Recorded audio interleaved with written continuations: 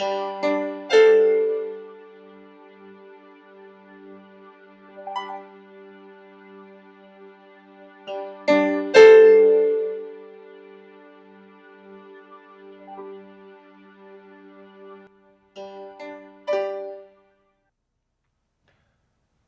afternoon, or whenever you're watching this.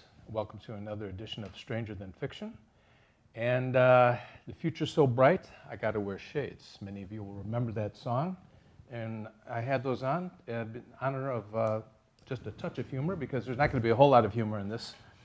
It's a very serious subject. It's about bravery. It's about courage. It's about liars. It's about serial killing. And I'll explain more on that later. We are here under the auspices of the Authors Voice Network, and we're here with author Kate Moore, who has done a devastating job of recording a major part of American history, which has been, until now, only documented in the driest of fashions, other than a play that was created. Miss Moore, who is an award-winning author from the Times in London, has been inspired by her work in the theater with the play that she directed to write the book. She came over to this country. I wanted to have time to talk to her beforehand, but we've met maybe 3 seconds ago. Is that right? That is right. And I'll give her a proper introduction in a moment, but I just wanted to say that, again, this is the Authors Voice Network, and we're here to apprise you of new material, of books that are worth not only buying, but sharing. And we would like you to look at the information on the bottom of your screen. By the way, turn off your laptops and cell phones unless you plan to call in, because this is important. I see you. And while you're watching this, if you have a question, please do send your first name at least, give us your email, and just the town you're from, with any kind of a question you want for the author. And with that, I'm going to introduce Kate Moore, the author of Radium Girls. And welcome to the show, Kate. Thank you so much. Thank you for having me. Oh, you're lucky I let you on it, because I had so much I wanted to say about this book. I didn't know if I could give you any time. But, okay. I'm pleased that it had such a powerful effect on you. Well, it did. It did. And the project coordinator insisted on it. So I'm going to ask you, first of all, you're English. I am, indeed. The accent gives it away. Every time. Every time. And how was it you came to write this book? So, as you mentioned at the top of the show, I discovered the Radium Girls story through a play, These Shining Lives by Melanie Marnich. And it's an extraordinary play, and from the moment I read the opening monologue, I knew that this story of brave women standing up for their rights, was one that I needed to tell. And I felt this enormous responsibility as the director of the show, that because this was based on true events and the characters that my actors and I were portraying on stage were real people, that I had a responsibility to them, to the real women, to Catherine Donahue and Charlotte Purcell and Pearl Payne and Frances O'Connell, to be true to them and what they'd experienced.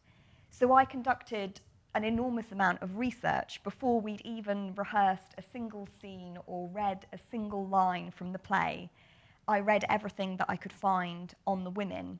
And as you mentioned, there are 2 excellent books that are already out there on them. But what struck me about those books, fantastic as they are, is that they don't tell the women's story from the women's perspective. The Radium Girls themselves, these individual women, seem to have been lost behind this anonymous moniker of the Radium Girls. And you didn't know their names were Catherine and Charlotte and Pearl and all the other women that I write about in the book.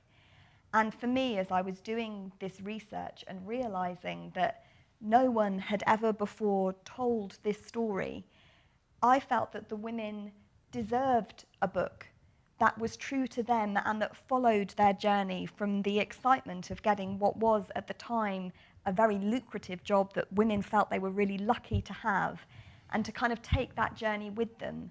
And so that's how the book came to be, because through the research I realized no one has actually told this story from the girls' perspective, and for me it was the girls' story. And so I thought, if no one else has done it, even though I'm British and I live 4,000 miles away, why don't I do it? And that's what brought me to America and how the book came to exist. Well, thank you for that. Thank you for that. And the story, just to back up and give you all some context, is about decades of courage, courtroom drama, serial murders, actually, industrial murders on a large scale. Dozens, hundreds of women were affected, had their lives cut short, in some cases it looks like their children were even affected by cancers. And all the while, we're just coming out of what was known as the Gilded Age, a term coined by Mark Twain, and entering supposedly the Progressive Age. But these women started working at this plant in the early 1900s, 1912, 13, and it was different in different places. So dial painting was actually a profession that existed all over the United States of America. And it's been extraordinary for me because I'm actually on tour at the moment, going to all different states across America to talk about these incredible women. And it's interesting because I can go to Connecticut or New Jersey or Illinois, and all of them had their own studios. And so at the time we're talking, the very first studio opened around 1916, so on the cusp of America joining the First World War. Mm-hmm. The women in Illinois, in Ottawa, Illinois, which is where I focus on for the book, they started work in 1922, but the company they work for, Radium Dial, actually had offices here in Chicago. Right, their headquarters. That's right, in the Marshall Fields Annex. But it wasn't actually just the headquarters. To begin with, they dial painted here too. And then the studio moved around over the years until it went to Ottawa in 1922. And Chicago figures actually quite prominently into this narrative because you have, well, I'll just tell you, I got on the train to go to work a couple of days ago, and I'm standing next to the Aragon Ballroom on the Red Line at Lawrence. And which is where Charlotte Purcell met her husband, Al, when they were out dancing. Charlotte apparently was a fantastic dancer, according to her family, and it was the Aragon Ballroom where they met, and this wonderful romance began. And the great Leonard Grossman had his offices in the fabulous Metropolitan Building on Michigan Avenue. Which is such a fabulous building. If any Chicago people have never gone to have a look at it, it is absolutely beautiful. And for me, when I was researching the book, it was so special to come to Chicago and to retrace those steps, and particularly to go to Grossman's office, as you say, in the Metropolitan Building, which is, to see the gold letters that are built in solid gold above the door, and most especially to walk through that door and into the lobby where there are these Art Deco elevators, because I was literally following in the Radium Girls' footsteps. We know that Catherine Donahue was there with Pearl Payne and the other women who went to try and engage Leonard Grossman. And so they took exactly the same journey that I did. And that was what my research for me was about, was to follow in their footsteps and to meet Leonard Grossman. And you're right that Chicago was absolutely central to this story, not just because that's where their lawyer came from, but also because it was where the women went to get treated. Because a very sad element to the story is that in Ottawa, Illinois, which is a very small town, despite the fact that radium poisoning had already been proven to exist out east, the Ottawa doctors allegedly did not know anything about it, so they said. So the women had to come to the experts in Chicago to actually get that diagnosis that said, yes, the company has hurt you. I have to say I'm embarrassed to be a male sitting here talking to you about this, because it seemed as though a huge number of the males lined up in unison against the women's rights and the women's health, and it seems as though, at least especially in terms of the corporate structure, not only did they lie, obfuscate, prevaricate, when they were caught, when they were finally brought to trial for what they'd done, knowingly exposing the women to radioactive levels that far exceeded anything safe by any standard.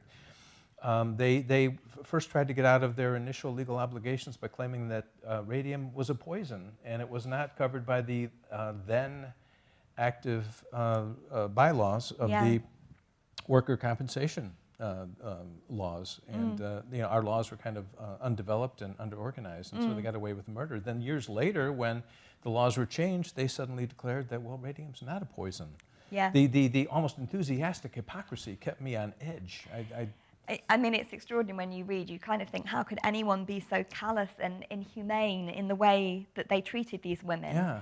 But I just want to pick up on what you said, actually, that you felt embarrassed to be a man, because I think while there are a lot of elements to this story that are about, you know, the patriarchy and women seeming to be expendable, you know, there's a shocking example in Connecticut where a firm chooses to settle, and they offer the husband of Mildred Cardo, who was a 22-year-old dial painter who died just 6 months after she'd been married, and they offered her husband as a settlement $43.75 for his wife's life.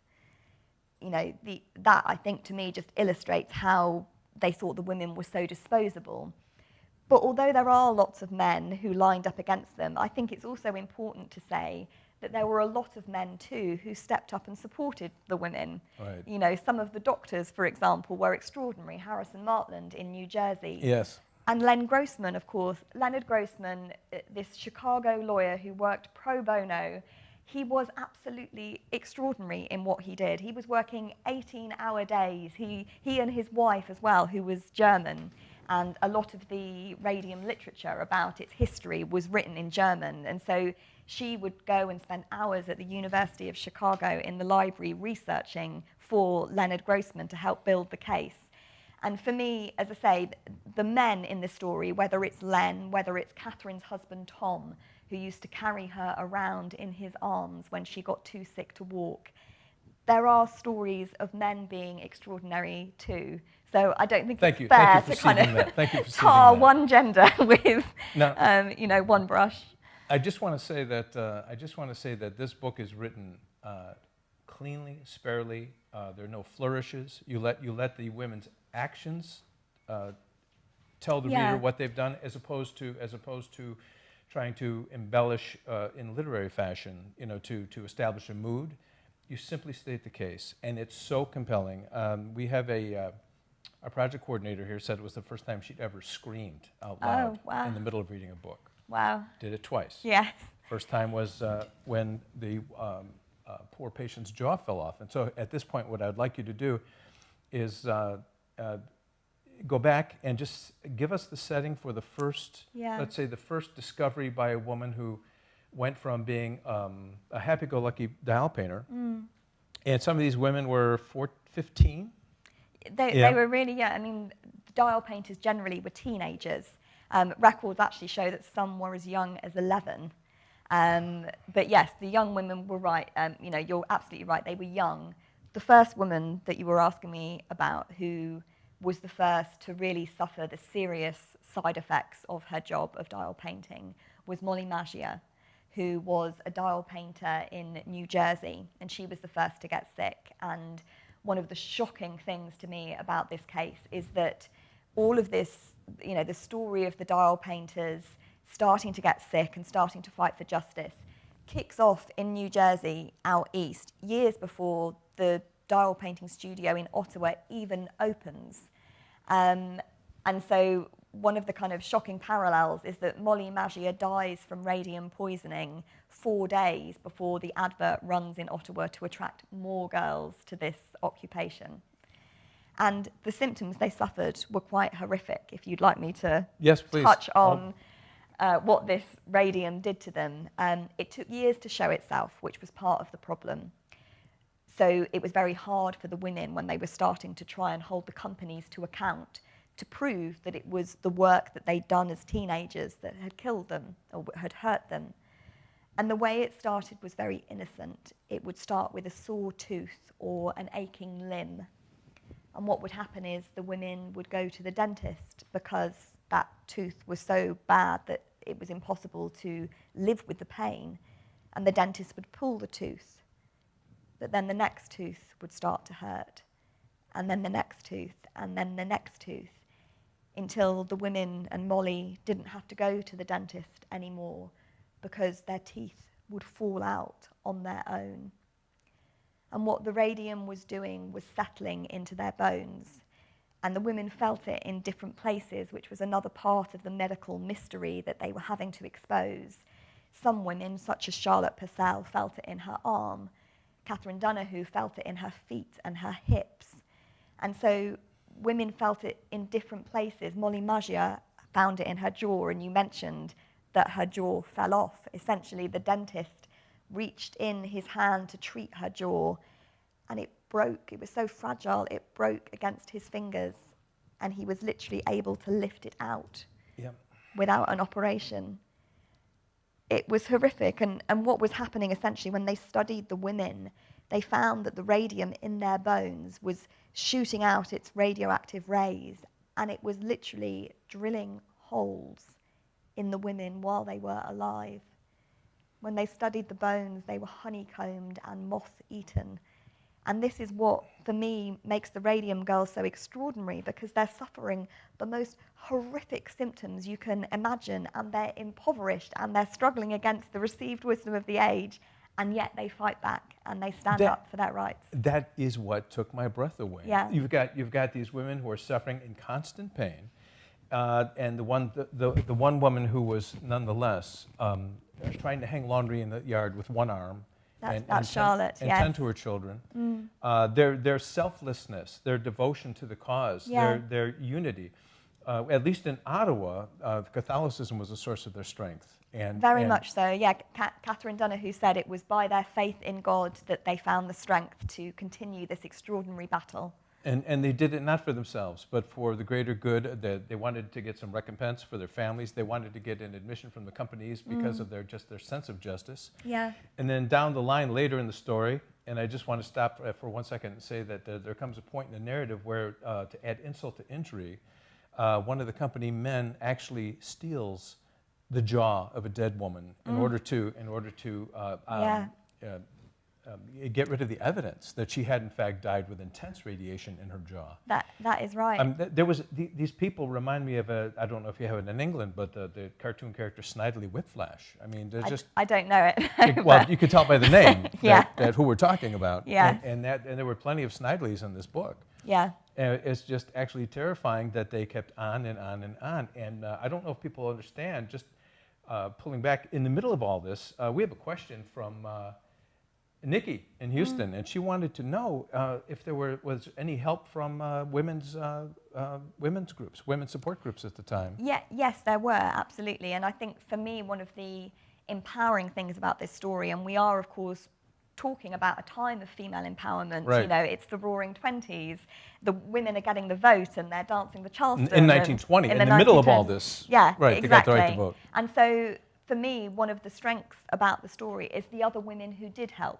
So Catherine Wiley, who was the executive secretary of the Consumers League in New Jersey, and who actually went on to become that state's first ever policewoman, she was someone who was extraordinarily helpful to the women. Frances Perkins, who was the first female in a presidential cabinet, right. She got involved in the Illinois dial painters battle, you know, kicking off investigations within different federal departments and trying to bring some medical aid and investigations to the women into what was, unfortunately, a fatal condition.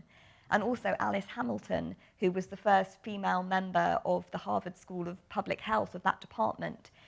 She was also strongly involved in the dial painters case. So it is very much a story of female empowerment, women helping women. And Ms. Doty. And Ms. Doty, yes. She was critical. I'm so pleased you brought that up. So Mary Doty was a journalist. She's probably familiar to many of your viewers. No. So, just from your book. Okay. So and she was a journalist who wrote for the Chicago Daily Times.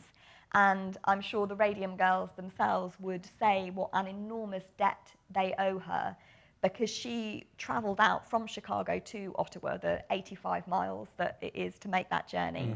And over 3 days, the Chicago Daily Times published articles by Mary about their plight. So the women had been totally forgotten, essentially. They were really struggling because of the laws of the time to hold the company to account. And it was Mary who travelled and interviewed them and printed photographs in the newspaper of Charlotte with her arm off, of the women with their children. You know, these women, these mothers who are so frightened that they're going to die and leave their children without moms. And it's Mary who is exposing this injustice and shining a light on it. And because of the reaction to those articles in the Chicago Daily Times, that really helped engender public support for the Radium Girls, and that made a huge difference. And also nationwide prayers that Bishop Keene inspired. That's right. Yeah. So the sorrowful mother novena was this cultural phenomenon. It started here in Chicago, but it was a nationwide, Yeah. as I say, phenomenon. There's no other word for it. So Phenomenon. Father Keane would pray for people. People could send in if they needed help with anything, whether it was that, I don't know, they'd lost their keys or they needed a job or they were sick and they needed help. And what happened was Catherine Donahue, on the cusp of death, knowing that she was facing this fate, she wrote to Father Keane in the most extraordinarily moving letter to beg. She said, "What I want is a miracle," because she didn't want to leave her husband and her 2 children. But she said, "If God won't grant me a miracle, then I hope for the blessing of a happy death." And that letter made the front page of the Chicago Daily Times, and it prompted this extraordinary response across the nation. So people were queuing in the rain to pray for her, and people were, praying for her across the country, and it just prompted this extraordinary response because America was taking the Radium Girls to their hearts. Now, the reason it took so long for public opinion to turn in their favor, I went on the internet and don't believe what you see on the internet entirely, because they take the easy way out. There's an internet site that gives the impression that the USRC, the New Jersey company. The New Jersey company actually was very concerned about their girls, and so they contacted doctors instead of the fact is that they were doing it under duress and for their own protection. But I wanted to back up and say that if you go on the internet, you will see countless ads for radium. Radium face cream, radium toothpaste, radium soaked into women's negligees, radium hair, radium tonic, radium soaked water. And eventually, here we're talking about something that was discovered in 1898. That's right, yes. And in 1901, there are people who knew it wasn't good for you. That's right, that's where my book opens, because for me, there was this kind of dual thing that was happening, basically. So you've talked about all those radium products, and you're absolutely right. Radium, at the time the dial painters were first working, was seen as a wonder element, an elixir of youth, a cure-all for everything. And people didn't only take it because they thought it would cure everything from hay fever to impotence to gout. Right. They actually took it in the same way that we would take vitamins today. So people, including, as it happens, the mayor of Chicago. Without trials. They would drink radium water as a kind of, boost, And one of those clients actually created a real backfire movement when he died. It was Eben Byers, yes. Eben Byers. And this, for me, is one of the... A millionaire playboy. Yes. Mm-hmm. Also, of course, a rich white man. And one of the shocking things to me about the case is the New Jersey Radium Girls actually brought to public attention in 1928 that radium was dangerous and not this cure-all that was being celebrated and advertised by the radium companies. But no one took any notice of the fact that these poor working class women were dying and saying it's the radium that killed us. It was only a few years later, in 1931, when Eben Byers gave evidence to say that the radium water Radithor that he'd been drinking, from his deathbed, and he suffered the same symptoms as the Radium Girls. And there's this shocking headline which says the radium water worked fine until his jaw fell off. That's right. So that was 1931. That was 1931. He gave evidence, And our story with our hero Leonard Grossman, a true white knight if there ever was one, absolutely, came to a certain kind of fruition. There were certain settlements made, although the money wasn't really there to really satisfy the needs of the women. But they did have justice. Finally, it went all the way to the Supreme Court. It did, yes. And it was turned back to the lower courts, which meant the ruling stood and the companies were found to be in the wrong. Yes. However, as all too often happens, no one in the company went to prison. I mean, this actually disqualified as murder, but no one in the company went to prison. And years later, they're still in business. The Second World War came along, and there were other things happening. But I just want to take a moment to say that your book does what great books do. you bring, not only is it a compelling narrative and a very interesting double momentum that you have between the Orange, New Jersey, and Iowa, Illinois that you keep up beautifully, but you managed to rivet us with the personal suffering, sacrifices, and hope and achievements and character of the individual women. But you keep in mind the bigger picture, and the bigger picture as the book ends is another horror story in and of itself for a number of reasons. Yeah. The postscript for me, I mean, it trivializes to say it, but for me it was almost like a kind of, in a horror movie where you think everything is fine and happy, the and then keeps suddenly getting up. something great. That's what it was like, though, because shockingly, and I'm sure some of your viewers may know this if they come from the area, dial painting continued in the same town where the women had been injured, and that same town subsequently suffered similar, afflictions to their local girls, and it was exactly the same circumstance in exactly the same town, and it's horrifying. It's so quickly that we forget, and how quickly we forget.